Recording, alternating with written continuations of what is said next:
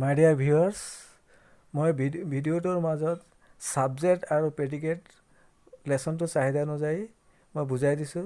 সেইকাৰণে ভিডিঅ'টো স্কিপ নকৰাকৈ সম্পূৰ্ণ চালে উপকৃত হ'ব বুলি মই ভাবোঁ। মাই dear viewers, welcome to my YouTube channel. মই প্ৰসেনজিৎ। মাই ডিয়াৰ ষ্টুডেণ্টছ, নমস্কাৰ। মই ইতিমধ্যে মাই ষ্টৰি পাৰ্টটোৰ 3টা ভিডিঅ' আপলোড কৰিছিলোঁ, তোমালোকে নিশ্চয় চাইছা। আহাচোন আজি আমি 9 নম্বৰ কুৱেশ্যনৰ পৰা আমি আলোচনা কৰোঁ। Late us focus on 9। Look at given বিলো। তলৰ ছবিবিলাক চাব কৈছে। The pictures R steps of rice cultivation, মানে কৃষি কামৰ মানে বিভিন্ন স্তৰসমূহ ইয়াত দিয়া আছে। চাব কৈছে। তোমালোকে চোৱাচোন ছবিখিনি। ইয়াত কি হৈছে? হাল বাই আছে, নহয় জানো? ইয়াত বীজ সিঁচি আছে, হয় নাই? ইয়াত এনেকৈ কঠীয়া উঠাই আছে, ইয়াত কঠীয়া শাৰী পাতি লগাই আছে, হয় নাই? আমি কি কৰিব লাগিব? এইখিনি ভালকৈ চাব কৈছে। মৰমৰ ছাত্ৰ ছাত্ৰীসকল, তোমালোকে মনোযোগেৰে শুনিবা, তেনেহ'লে ৰিডিং পঢ়ান্ত। আহাচোন আমি পঢ়োঁ।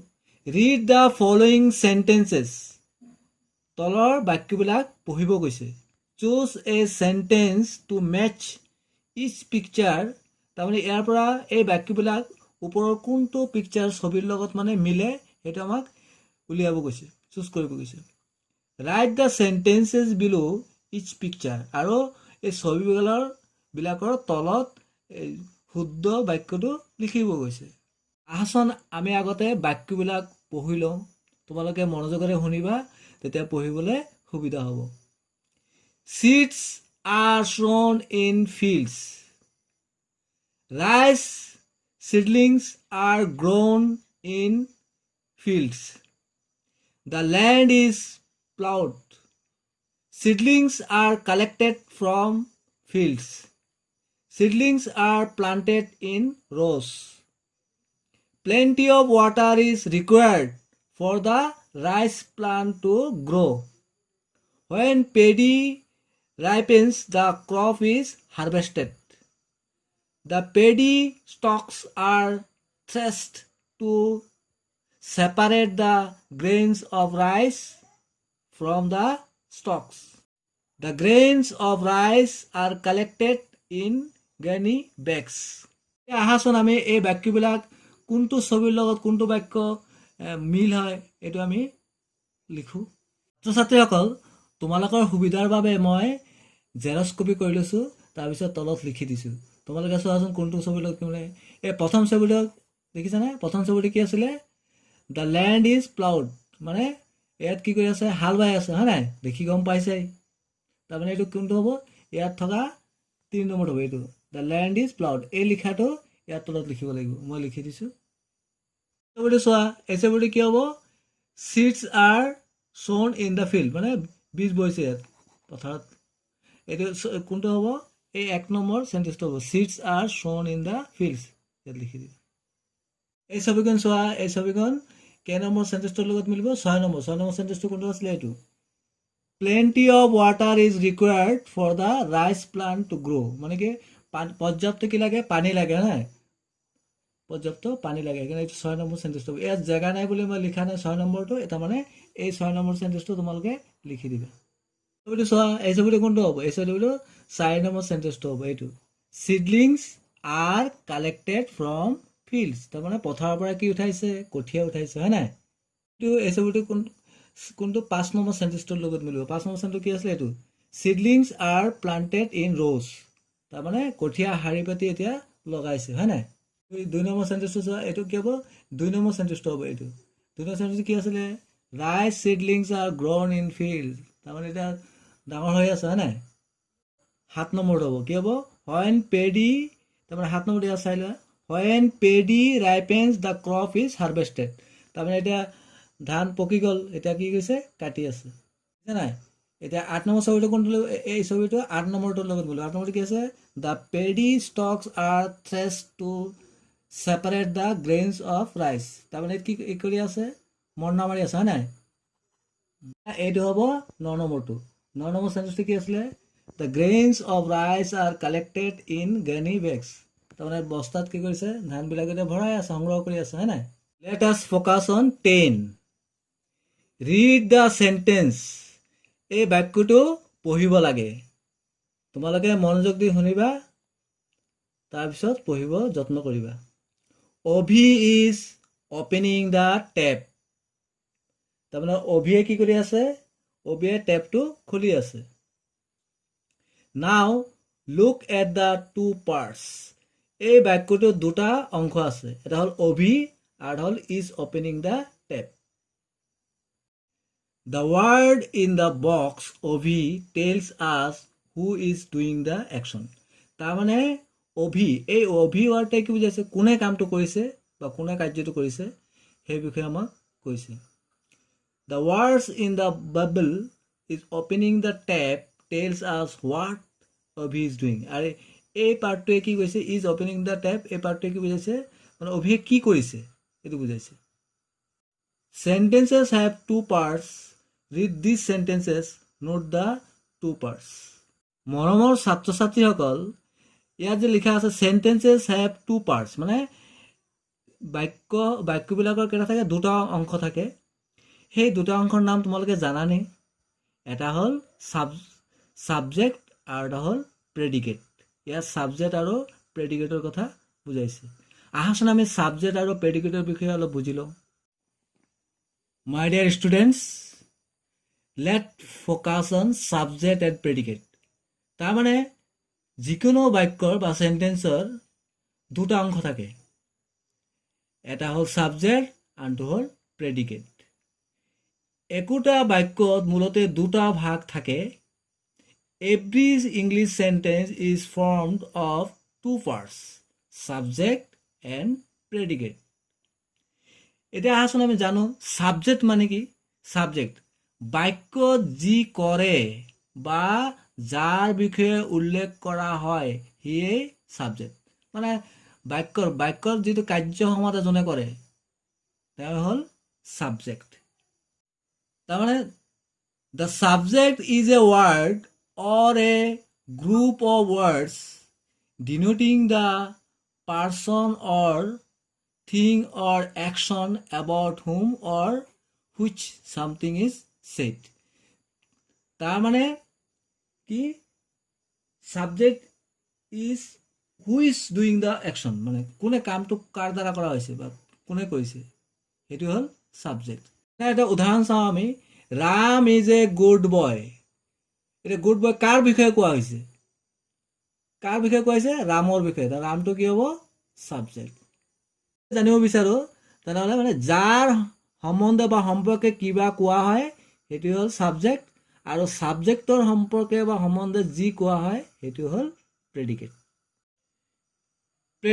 মানে কি ছাবজেক্টৰ বিষয়ে কোৱা বা ছাবজেক্টে কৰাখিনিকে যিটো অংশৰ দ্বাৰা বৰ্ণনা কৰা হয় সেয়ে হৈছে predicate is a word or a group of words which say something about the person thing or action denoted by the subject তাৰমানে কি ছাবজেক্টে যিখিনি কৰে সেইখিনি হ'ল ছাবজেক্ট তাৰমানে ছাবজেক্টৰ বিষয়ে যি কোৱা হয় সেইটো হ'ল প্ৰেডিকেট তেনেকৈ এক্সাম্পলটোৰ পৰা বুজিবলৈ চেষ্টা কৰোঁ Ram is a good boy এতিয়া ৰামৰ বিষয়ে কি কৈছে যে is a good boy Ram এজন কি ভাল ল'ৰা তাৰমানে এই পাৰ্টটো হ'ব প্ৰেডিকেট এতিয়া আমি আকৌ কিতাপৰখিনি চাওঁ sentences have two parts read this sentences note the two parts আমি দুটা চেণ্টেন্সৰ বাক্যৰ দুটা পাৰ্ট আছে ইতিমধ্যে আমি গম পালোঁ ছাবজেক্ট আৰু প্ৰেডিকেট সেইটোৱে দিছে ইয়াত the person thing doing the action মানে যি ব্যক্তি বা বস্তুৱে যিটো একশ্যন বা কাৰ্যটো কৰে আৰু ইয়াত কি দিছে what the person thing is doing তাৰমানে লোক বা বস্তুৱে কি কৰি আছে চোৱা উদাহৰণকেইটা Abhi is opening the tape তাৰমানে অভিয়ে কি কৰিছে টেপটো খুলিছে তাৰপিছত কি Nita Gita and Raju are discussing their contribution তাৰমানে নিতা গীতা ৰাজু সিহঁতৰ বৰংগনিৰ বিষয়ে আলোচনা কৰি আছে তাৰপিছত কি আছে the farmer is ploughing the field তাৰমানে ফাৰ্মাৰ মানে কি খেতিয়কজনে কি কৰি আছে পথাৰত হাল বাই আছে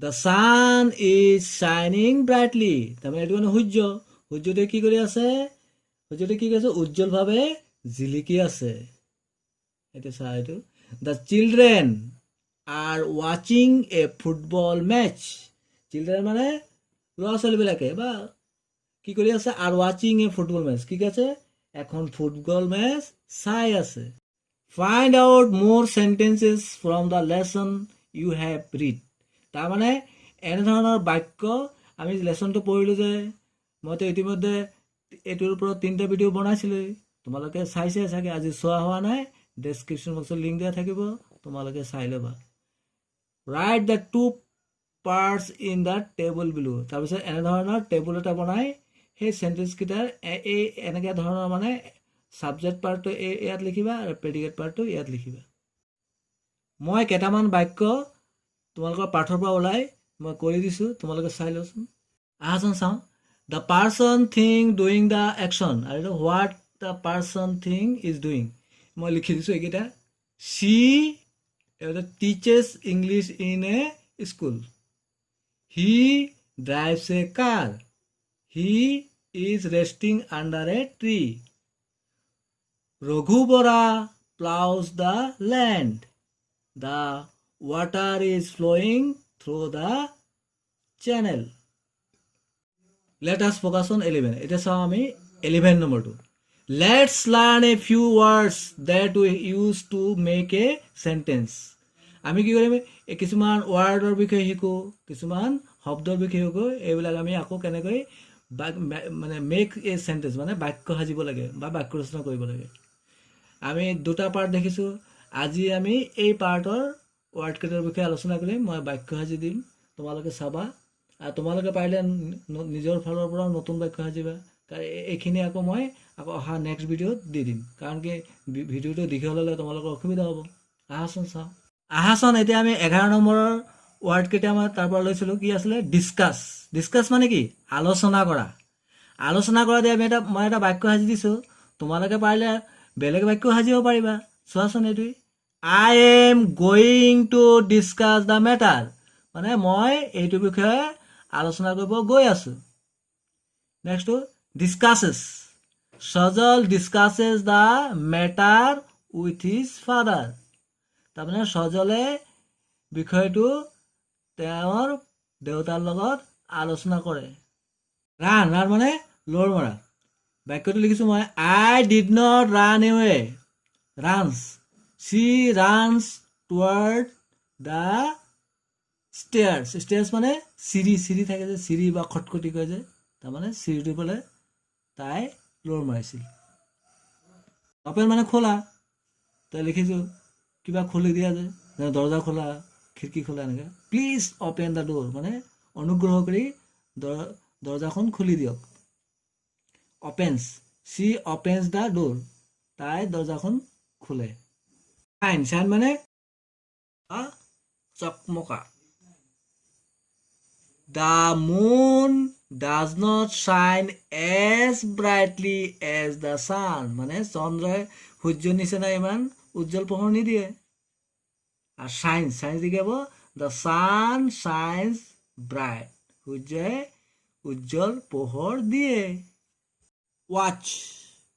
watch মানে ঘড়ীও হয় আৰু চাই থকাও হয় এতিয়া যদি আমি একশ্যন ৱাৰ্ডৰ কথা কওঁ তেনেহ'লে আমি এই দুটা বাক্য লিখিব লাগিব তেতিয়া আমি কি লিখিম উই ৱাচ দ্য মেচ মানে আমি মেচ মানে প্ৰতিযোগিতা দেখোঁ আৰু ৱাচেছ দি হ'লে হি ৱাচেছ দ্য মেচ তেওঁ প্ৰতিযোগিতা দেখে আৰু যদি আমি ৱাচৰ অৰ্থটো ঘড়ী লওঁ তেতিয়ালৈকে হ'ব আই হেভ এ ৱাচ মোৰ এটা ঘড়ী আছে ৱাচেছ হ'লে হি হেজ 2 গুড ৱাচেছ তেওঁৰ দুটা ভাল ঘড়ী আছে তাৰমানে তোমালোকে এই বাক্যটো লিখিবা যিহেতু এইটো একশ্যন ৱাৰ্ড দিছে সেইকাৰণে এইটো লিখিবা এইটো মই এনেই ৱাচ দি বুজাই দিছোঁ কাৰণ কি ৱাচটো ঘড়ীও হয় সেইকাৰণে এইটো বুজাই দিছোঁ তোমালোকে এই বাক্যটোতে লিখিবা টক মানে কথা কোৱা প্লিজ টক উইথ হিম, তেখেতৰ লগত কথা পাতক। টক্স, হি টক্স এবাউট ইউ, তেওঁ তোমাৰ বিষয়ে কথা পাতে। মাই ডিয়াৰ ভিউৱাৰ্ছ, যদি আপোনালোকৰ ভিডিঅ'টো ভাল লাগিছে তেন্তে লাইক কৰিব আৰু ছাত্ৰ ছাত্ৰীসকললৈ শ্বেয়াৰ কৰিব। আৰু যদি মোৰ চেনেলটো প্ৰথমবাৰৰ বাবে চাইছে তেন্তে ছাবস্ক্ৰাইব কৰি ল'ব, যাতে পৰৱৰ্তী ভিডিঅ'ৰ ন'টিফিকেশ্যন পাই যায়। ধন্যবাদ।